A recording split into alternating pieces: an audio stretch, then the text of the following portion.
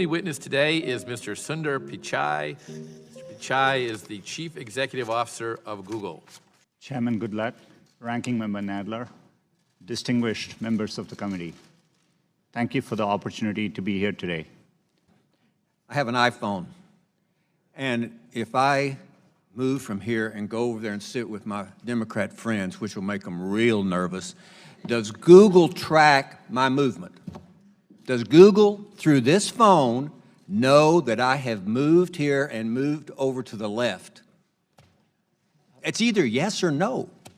Not by default. There may be a Google service which you've opted into use, and if... So Google knows that I am moving over there. It's not a trick question. You know, you make $100 million a year, you ought to be able to answer that question. Does Google know through this phone that I am moving over there and sit next to Mr. Johnson, which would make him real nervous? It's his question. It's yes or no. I wouldn't be able to answer without looking at... You can't say yes or no. Without knowing more details, sir. Your head of multicultural marketing said you were pushing to get out the Latino vote, paying for a ride to the polls for the Latino vote only in key states, and you're saying that's not accurate. Yes, that's right. We haven't found any evidence to substantiate any. So she just made it up out of thin air the day after the election and wrote this email to your top executives, and it's not true? Congressman, I'm happy to follow up, but I think the employees today do their own activities. We don't want the follow-up. I want the real answers right here in this committee. As I said earlier, we have looked into it. We didn't find Did you push to get out the key vote? And I would say the two most populous states for Latinos would be California and Texas. Did you push to get out the Latino vote and pay for people to go to the polls in California and Texas? We as a company didn't have any effort to push out votes for any particular demographic. That would be against our principles. We participate in the civic process in a nonpartisan way, and we think it's really important we do it that way. I have a concern concerning China. In 2010, Google left the Chinese marketplace due to concerns over hacking attacks, censorship, and how the Chinese government was possibly gaining access to data. I'm interested in what has changed since 2010 and how working with the Chinese government to censor research results are part of Google's core values. Do you understand my question? Congressman, right now there are no plans for us to launch a search product in China. We are, in general, always looking to see how best it's part of our core mission and our principles to try hard to provide users with information. We always have evidence based on every country we have operated in.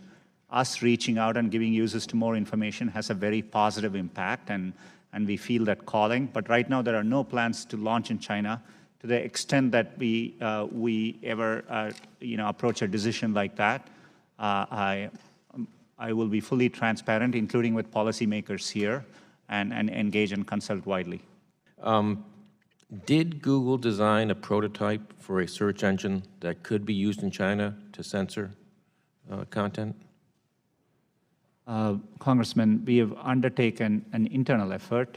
Did you create a prototype? There was a report in The Intercept that says a prototype for the censored search engine was designed.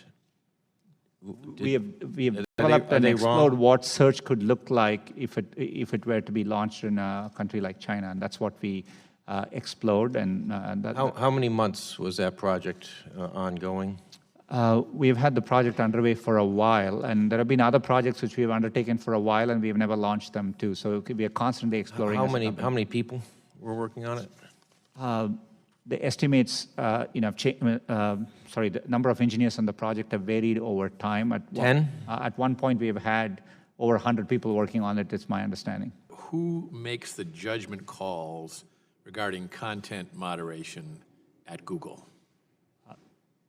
Chairman, it depends on the area. So, for example, if it's YouTube, we have, very clear teams which are responsible for YouTube content policies. And they identified, is it possible for a customer to write to them and say, hey, here's a concern I have? We give clear channels for content creators to, to raise concerns back, and we have clear avenues. And we also have had people who are responsible for these platforms including content moderation, appear here. You know, and I think they've consulted widely here too. Thank you. Well, you've gone for about 3.5 hours, and it's about what we predicted, isn't it, yesterday when we talked? So we thank you very much for your participation today. This concludes today's hearing, and without objection, all members will have 5 legislative days to submit written questions for the witness or additional materials for the record. And with that, this hearing is adjourned.